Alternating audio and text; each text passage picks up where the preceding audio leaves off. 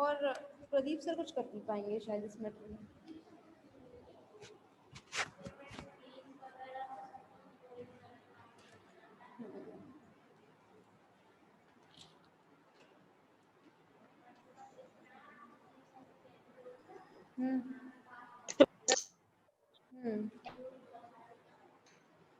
तो वो तो मैंने पहले ही कह दिया है मुझसे।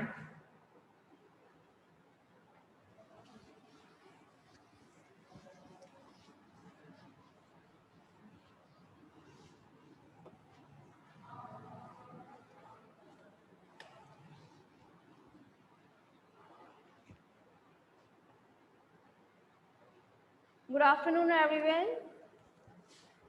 हाँ भाई, फाइनल ईयर।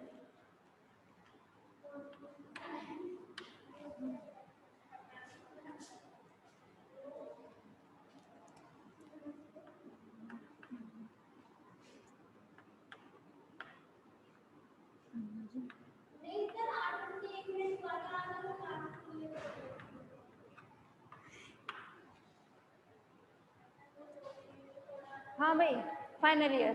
तो आप लोगों के में जो कल से टॉपिक स्टार्ट हुआ था वो था कॉन्सेप्ट ऑफ इथोलॉजी, ठीक है।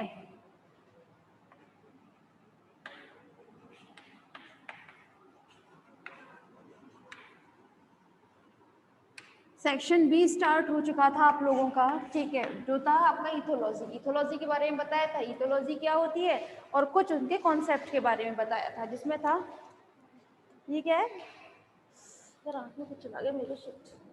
गुड आफ्टरनून बेटा, गुड आफ्टरनून। हाँ, फाइनल ईयर। इसमें कोई सेकेंड ईयर का तो स्टूडेंट नहीं है ना भाई, ये फाइनल ईयर की क्लास चल रही है, ठीक है। आप लोगों की कुछ टाइम के बाद होगी, तब आप ज्वाइन कीजिएगा। हाँ भाई, चले हम बात कर रहे हैं अपने कॉन्सेप्ट ऑफ इथोलॉजी की। कॉन्सेप्ट ऑफ इथोलॉजी में हम लोगों ने कल जो स्टडी किया था वो था साइन स्टिमुलस, ठीक है, ऑडिटरी स्टिमुलस। तो अब जो आपका नेक्स्ट स्टिमुलस है वो है केमिकल स्टिमुलस।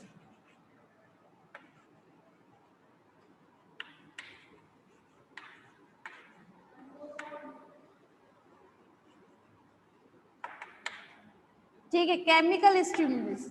भाई केमिकल स्टिमुलस का मतलब होता है यहाँ पर जो हमें प्रेरणा मिलेगी, जिसकी वजह से हम कोई रिएक्शन देंगे, तो वो हमें प्रेरणा मिलने वाली है किसी एक केमिकल की वजह से। केमिकल का मतलब होता है, देखिए अगर आप लोगों को याद हो तो कुछ टाइम पहले एपीकल्चर जब आप लोगों को पढ़ाया गया था, तो उस वक्त मैंने एक एग्जाम्पल दिया था कि जो उनकी क्वीन होती है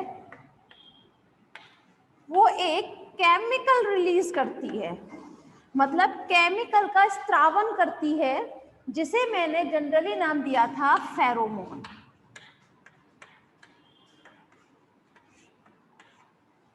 यही बताया था और ये कहा था कि इसके बारे में हम बाद में स्टडी करेंगे, ठीक है। तो केमिकल स्टिमुलस में हम बात करेंगे फेरोमोन से रिलेटेड, ठीक। हालांकि ये चैप्टर आपके में बहुत बाद में आएगा, तब आपको पूरी डिटेल में बताया जाएगा किस तरीके से कौन सा एनिमल फेरोमोन का सीक्रेशन, उसका स्त्रावन किस तरह से करता है, जिसकी वजह से उसकी जिंदगी पर क्या क्या प्रभाव पड़ते हैं और वो किस तरह से व्यवहार अपना प्रदर्शित करते हैं।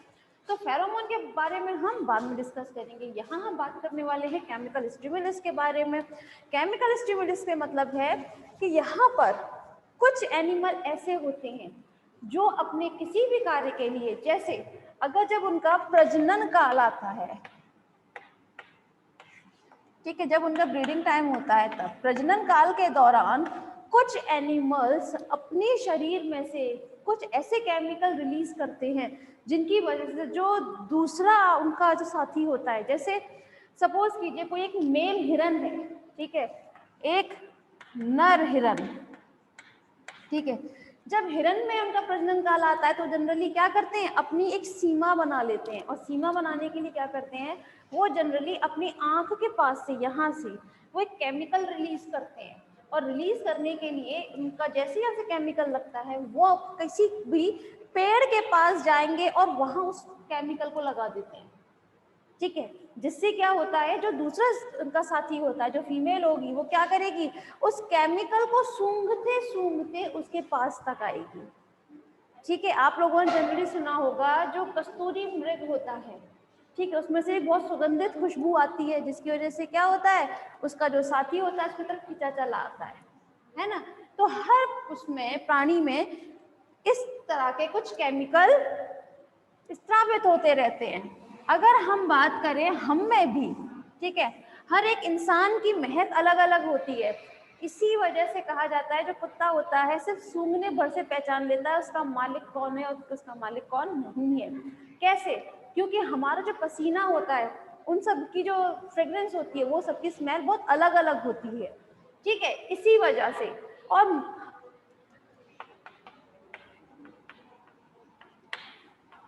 इंसानों की जो पसीने की बदबू होती है,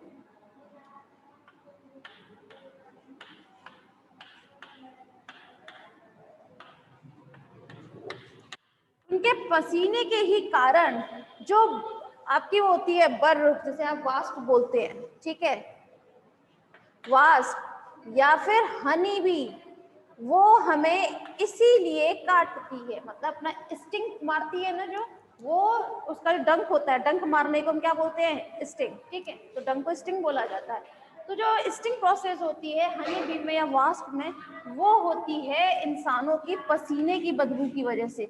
वो पसीने को जैसे ही सूंघती है उसको बहुत अजीब सा डर लगता है और वो फटाफट से उस स्मेल की वजह से उसको स्टिंग कर देती है, ठीक है, फटाफट से उसको डंक मार देती है।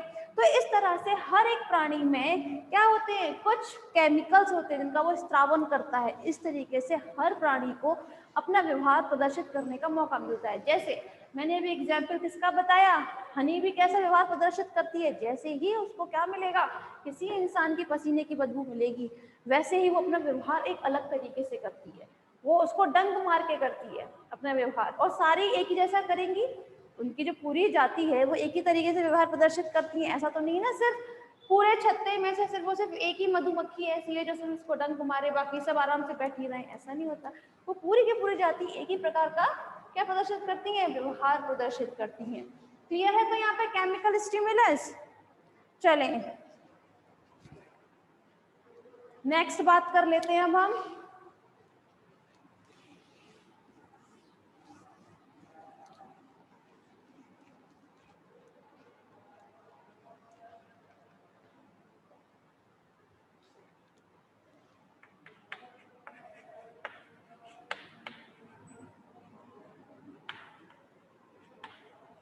Super normal stimulus.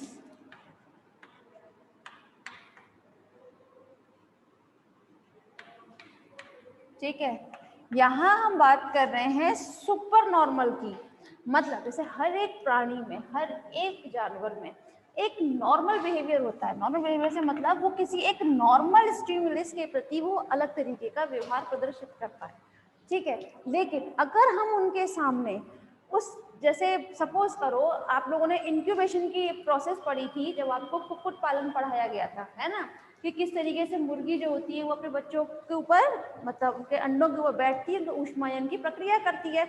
अगर हम उन्हीं अंडों की जगह थोड़े से बड़े साइज के अंडे रख देते हैं तो वो क्या करती है, वो वहां पर सुपर नॉर्मल स्टिमुलस की वजह से ही उनका व्यवहार जो होता है थोड़ा सा अलग हो जाता है। कैसे हो जाता है? अब हम बात कर रहे हैं यहाँ पे सुपर नॉर्मल स्टिमुलस की। हम यहाँ पर एक ऐसे अभिप्रेरण की बात कर रहे हैं, एक ऐसे एक प्रेरण की बात कर रहे हैं जिसकी वजह से जो कैसा होगा, थोड़ा सा नॉर्मल से थोड़ा सा बड़ा होगा, थोड़ा सा सुपर नॉर्मल होगा, ठीक है। सुपर नॉर्मल क्लियर हुआ यहाँ पे वर्ड। सुपर नॉर्मल स्टिमुलस को हम जनरली हिंदी में बोलते हैं अधिसामान्य उद्दीपन।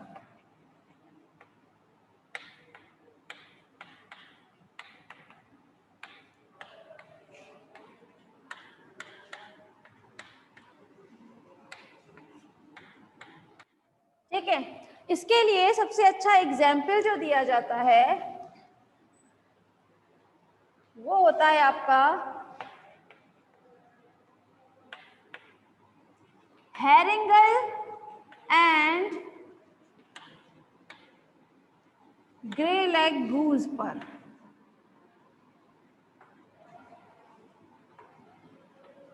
ठीक है, अगर हमें यहाँ पर सुपर नॉर्मल स्टिमुलस की बात करनी है फाइनल ईयर, तो सबसे अच्छा एग्जाम्पल जो दिया जाता है वो दिया जाता है हैरिंगल एंड ग्रेलेग गूस के ऊपर, ये दोनों ही एनिमल्स हैं, ठीक है। इन दोनों के आप चाहें तो अपने उसमें फोन में वो देख सकते हैं डायग्राम की ये होते कैसे, किस तरह से दिखते हैं ये पक्षी, ठीक है। तो चले हम बात करते हैं पहले हेरिंगल के बारे में।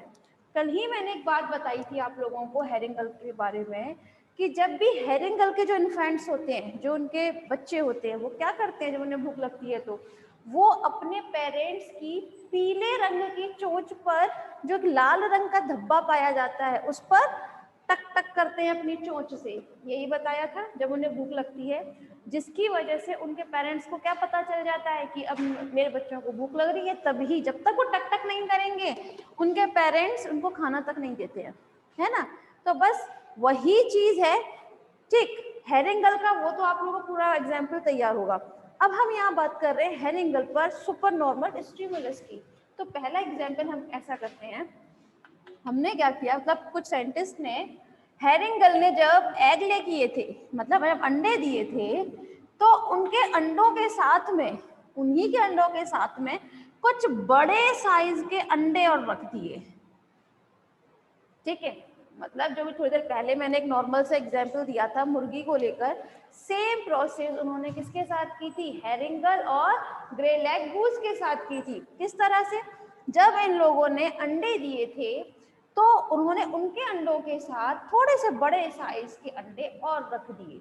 तो ये जो बड़े साइज के अंडे थे उन्होंने हेरिंगल और ग्रे लेग गूस के लिए एक किसका काम किया था, सुपर नॉर्मल स्टिमुलस का काम किया था,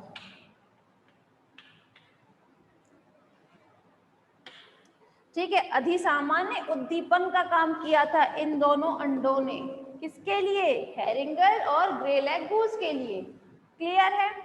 अब यहाँ पर अब आता है इनका व्यवहार कि अब ये इस तरह के अंडे देखकर जो उनके साइज से, जो उनके खुद के जो नॉर्मल साइज थे उनसे बड़े साइज के जिन्होंने अंडे देखे, तब इन दोनों एनिमल का किस प्रकार से व्यवहार था। तो जब इन दोनों ने देखे कि इस टाइप के थोड़े से बड़े अंडे हैं तो उन्होंने अपने अंडों को छोड़कर ये जो बड़े अंडे थे उनको सेकना स्टार्ट कर दिया। मतलब इन दोनों पर ही ऊष्मायन की प्रक्रिया करनी स्टार्ट कर दी।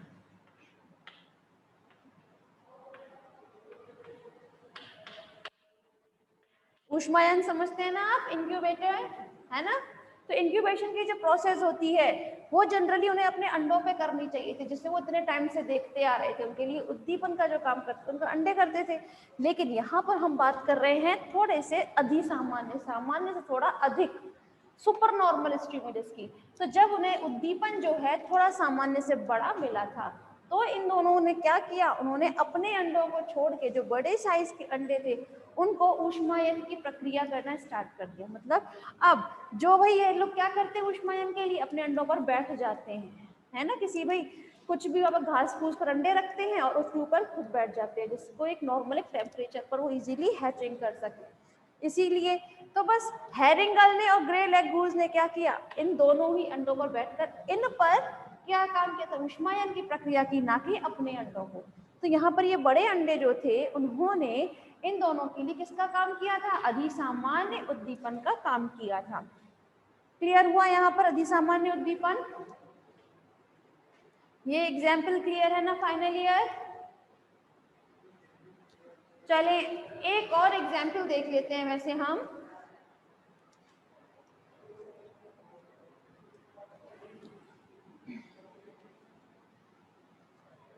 ये हेरिंगल के लिए उस पर ही देख लेते हैं, हेरिंगल का ही एक एग्जाम्पल और देख लेते हैं।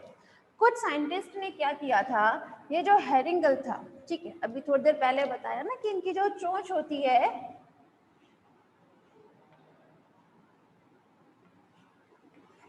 वो कैसी होती है, पीली रंग की चोंच होती है और उस पर एक लाल रंग का धब्बा पाया जाता है, ठीक है।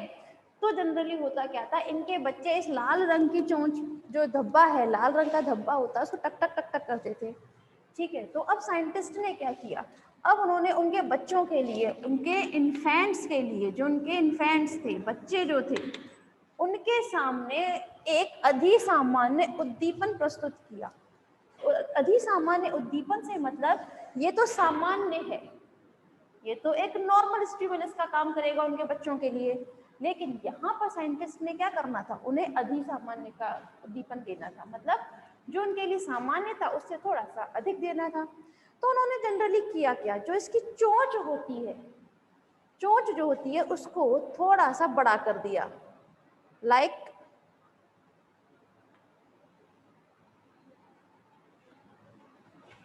ठीक है, उस पर लाल रंग का धब्बा बना दिया, ठीक है। और साथ में उन्होंने क्या किया, इनके ये जो बड़ी साइज की जो चोंच थी, इस पर कहीं कहीं एक कुछ मॉडल्स पर क्या किया, सफेद रंग की धारियां बना दी। इस प्रकार से इन्होंने अपने कुछ मॉडल्स तैयार किए थे,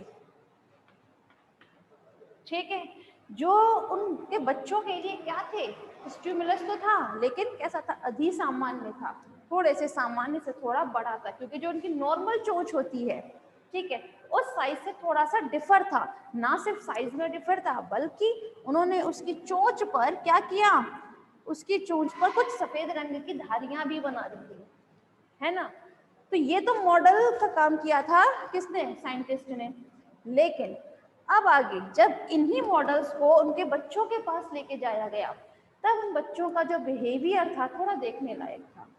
जो वो यहाँ पर अपने पेरेंट्स की उस पर टक टक टक टक करते थे, जब उन्होंने ये देखा कि ये तो थोड़ी सी अजीब सी चोंच आ रही है और थोड़ी बड़ी भी है ना, तो इन चोंच ने उनके लिए किसका काम किया, थोड़ी अधिसामान्य उद्दीपन का काम किया था।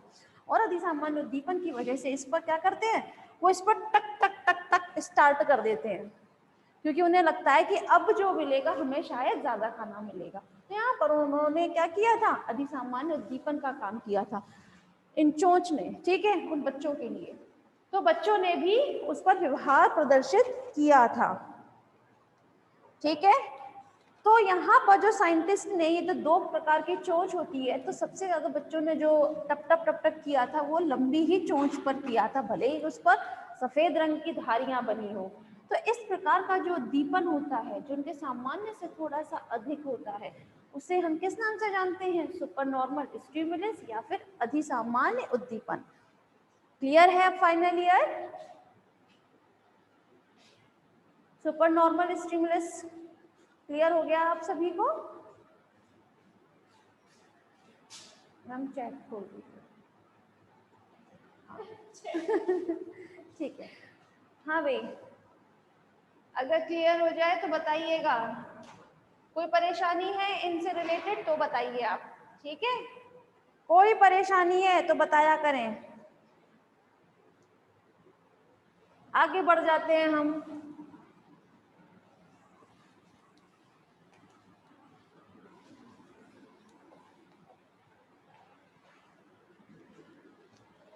फाइनल ईयर इथोलॉजी में सिर्फ और सिर्फ हमें व्यवहार का ही अध्ययन करना होता है कि इस परिस्थिति में कौन सा एनिमल किस प्रकार का व्यवहार प्रदर्शित करेगा, बस हमें वही चीज देखनी होती है और हमें किसी चीज की कोई भी जरूरत नहीं होती। चलो नेक्स्ट देख लेते हैं। जो हमारा नेक्स्ट है वो है IRM। IRM mean innate releasing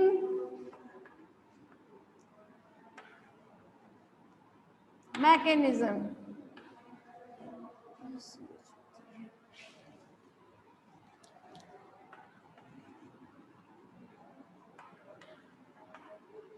mechanism, ठीक है, जिसे हम बोलते हैं सहज मोचन प्रणाली।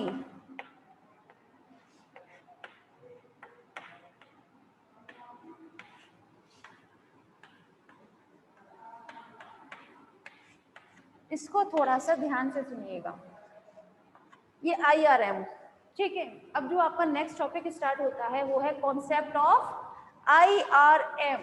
इसकी फुल फॉर्म होती है इनेट रिलीजिंग मैकेनिज्म, या फिर इसे हम हिंदी में बोलते हैं सहज मोचन प्रणाली, ठीक है। पहली बात इसके बारे में जो बात कही जाती है, एक तो ये सहज होती है। सहज मतलब होती है जन्मजात, पहले से ही उसमें मौजूद होती है किसी भी प्राणी में। वहीं ये साथ में रूढ़िवादी होती है, रूढ़िवादी मतलब जो इसके पेरेंट्स, जो इसके जनक काम करते आए थे, वही प्रणाली ये लोग भी फॉलो अप करते हैं। अब नेक्स्ट होता है ये ताला चाबी की तरह व्यवहार करते हैं।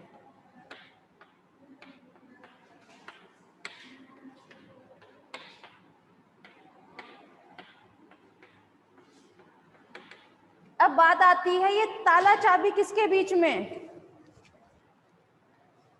तो ताला चाबी होता है एस एस, आप इस उससे समझिएगा सॉरी, यहाँ एस एस मतलब है साइन स्टिमुलस, कल बताया था ना, ये मतलब चिन्ह उद्दीपन, किसी भी चिन्ह को देखकर किस तरीके से कोई भी एनिमल व्यवहार प्रदर्शित करता है, तो उस कॉन्सेप्ट को हमने क्या नाम दिया था? Sign stimulus. वहीं पर आपका क्या था? फैप। फैप का फुल फॉर्म होती थी फिक्स्ड एक्शन पैटर्न। ठीक है, अब जरा इन दोनों में एक जो एक बीच की कड़ी होती है उसे हम बोलते हैं IRM, जो इन दोनों के ही बीच में ताला चाबी का काम करेगा। कैसे करेगा? देखिए, आपने मतलब किसी भी प्राणी ने किसी भी चीज को देखा जो उनके लिए किसका काम कर रहा था? साइन स्टिमुलस का काम कर रहा था। जैसे अभी हम एक हैरिंगिल का ही ले लेते हैं एग्जाम्पल। ठीक है, हैरिंगल के लिए एग्जाम्पल ले लेते हैं। हैरिंगल के बच्चे क्या करते हैं? वो टक टक टक टक वाली प्रोसेस को ही उठा लेते हैं। चलें, यहाँ पे हैरिंगल के जो इन्फेंट्स थे उन्होंने क्या देखा? उनके लिए साइन स्टिमुलस किसका काम करता है? उनकी जो चोंच होती है पीले रंग की पर लाल रंग का धब्बा, ये उनके लिए क्या था? उन्होंने देखा जैसे ही, ठीक है, जैसे ही उन्होंने देखा तो वो उसकी जो पीले रंग की चोंच पर उपस्थित लाल रंग का धब्बा उनके लिए साइन स्टिमुलस का काम किया। ठीक है, अब होता क्या है, जैसे ही उन्होंने देखा तो हमारे शरीर में जो CNS होता है, CNS मतलब सेंट्रल नर्वस सिस्टम, ठीक है, सेंट्रल नर्वस सिस्टम किसमें प्रेजेंट होता है? ब्रेन में। सभी को पता है ये CNS कहाँ होता है, सेकेंड ईयर में पढ़ाया जाता है बकायदा, है ना। तो CNS जो है सेंट्रल नर्वस सिस्टम, अब हमारे ब्रेन में गई कोई बात, हमने कुछ चीज देखी, ठीक है, अब उससे रिलेटेड जो भी तंत्रिकाएं होती हैं वो कहाँ जाती हैं? हमारी ब्रेन में। ब्रेन में हमारे दो टाइप के ऊपर प्रेजेंट रहते हैं, CNS and peripheral nervous system. हम यहाँ बात कर रहे हैं CNS की। तो सेंट्रल नर्वस सिस्टम में क्या होता है, कुछ चीजें ऐसी होती है जिसे देखने के बाद हम कुछ प्रतिक्रिया देंगे। जैसे हैरिंगल में के बच्चों ने क्या देखा था? उसके पीले रंग की चोंच पर लाल रंग का धब्बा देखा। उसके दिमाग ने क्या बात बोली कि देखो लाल रंग का धब्बा आ चुका है, इसका मतलब। फिर उन्होंने क्या किया? फैप की प्रक्रिया दोहराई। फैप, फिक्स्ड एक्शन पैटर्न, जो उनका पहले से ही फिक्स था। क्या था? जैसे ही इस टाइप की कोई चोंच आएगी वैसे ही उनको टप टप टप टप करना था, थोड़ा थपथपाना था उसकी उस पर, चोंच पर, है ना। तो बस ये जो चीज थी फिक्स्ड एक्शन पैटर्न, मतलब जो बच्चे जो थपथपाते हैं, ठीक है, ये जो थपथपाने की जो प्रोसेस होती है, ठीक है, वो किसकी वजह से हुई थी? IRM की वजह से हुई थी, इनेट रिलीजिंग मैकेनिज्म की वजह से हुई थी। ठीक है, एक बार फिर अपनी बात क्लियर कर देते हैं। यहाँ हम जो टॉपिक स्टार्ट कर रहे हैं वो है कॉन्सेप्ट ऑफ इथोलॉजी। इथोलॉजी में जो अब टॉपिक पढ़ाया जा रहा है वो है IRM, ठीक है, इनेट रिलीजिंग मैकेनिज्म। इसमें मतलब सहज मोचन प्रणाली, इसको हिंदी में हम बोलते हैं। इसके बारे में क्या होता है, एक तो ये सहज होती है, सहज मतलब इनेट भाई, लेकिन IRM के बारे में ये बात ही बोली जाती है कि जरूरी नहीं है कि ये चीजें इनेट ही हो, जन्म से ही हो, जरूरी नहीं है। कुछ चीजें बाद में कोई भी प्राणी लर्न करता है। लर्न मतलब एक्वायर करता है। कल बताया था ना एक्वायर्ड लर्निंग, कल बताया था ना एक एग्जाम्पल के साथ कि एक्वायर्ड मतलब क्या होता है। चलो इसको भी एग्जाम्पल के साथ बता दिया जाएगा दोबारा। एक्वायर मतलब होता है हम कभी किसी भी चीज को हम सीख लेते हैं, जैसे छोटा बच्चा होता है, ठीक है, वो बार बार किसी आग की तरफ देखकर बहुत जल्दी आकर्षित होता है ना। तो हम सब उसको बचाने की कोशिश करते हैं, मगर एक बार उसको छोड़ दो, वो जाएगा, अपना हाथ जला बैठेगा, दोबारा नहीं जाएगा उसके पास। क्यों नहीं जाएगा? जबकि पहले तो वो जा रहा था भाई। तो अगर वो पहले जा रहा था तो उसकी नेट वो होती थी, है ना, ये तो नेट प्रॉपर्टी थी कि वो जा रहा था इजीली, आग को देखकर वो उसकी तरफ आकर्षित हो रहा था।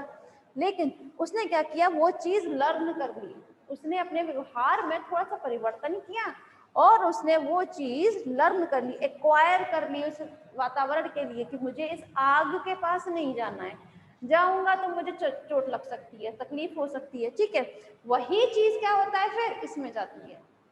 ठीक, यहाँ पर कोई भी प्राणी किसी भी, उनके लिए साइन स्टिमुलस तो कुछ भी हो सकता है। साइन स्टिमुलस का कल एग्जाम्पल भी मैंने काफी दिए थे। तो साइन स्टिमुलस का जो काम करेगा, साइन स्टिमुलस को देखने के बाद क्या होता है, फैब की प्रक्रिया होती है। ठीक है, हम कुछ भी चीज देखते हैं तो उसके प्रति हम कुछ ना कुछ तो विक्रिया करेंगे। तो ये जो रिएक्शन होती है, ठीक है, वो हमारी होती है सेंट्रल, हमारे ब्रेन से रिलेटेड होती है। हमारे ब्रेन में हमारे जो तंत्रिका तंत्र बने होते हैं वो क्या करेंगे, रिलीज करेंगे एक प्रणाली को, जिसकी वजह से क्या होगा, हमें पता चलेगा हमें अब करना क्या है। ठीक है, क्लियर है? IRM क्लियर हुआ सभी को? फाइनल ईयर एक्चुअली थोड़ा सा टफ था, इसीलिए इसमें थोड़ा सा मैंने टाइम ले लिया। बाकी आप बताएं।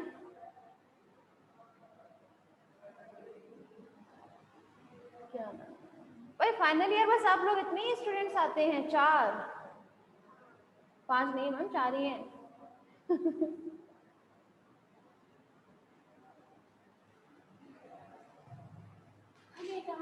फाइनल ईयर कुछ जवाब दिया करें, आप लोगों को IRM क्लियर हुआ क्या नहीं, या रिपीट करना है एक बार? भाई आगे बढ़ने से मतलब नहीं है ना जब तक ये चीज समझ ना आए।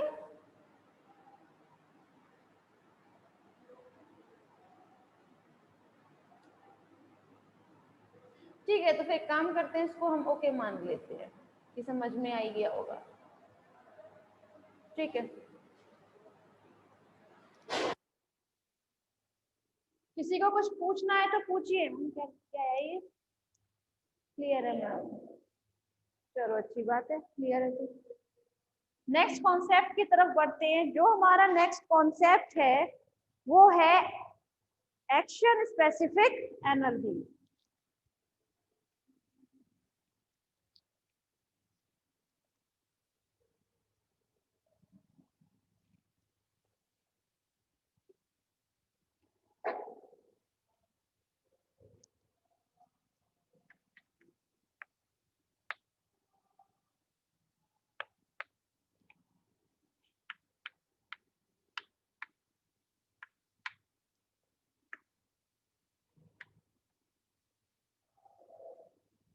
एक्शन स्पेसिफिक एनर्जी मतलब ASE। ठीक है, इसे हम हिंदी में बोलते हैं क्रिया विशिष्ट ऊर्जा।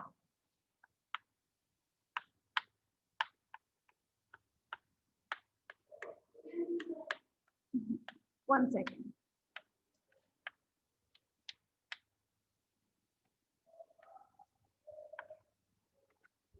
फाइनल ईयर पहले तो आप प्लीज रिज्वाइन करिए।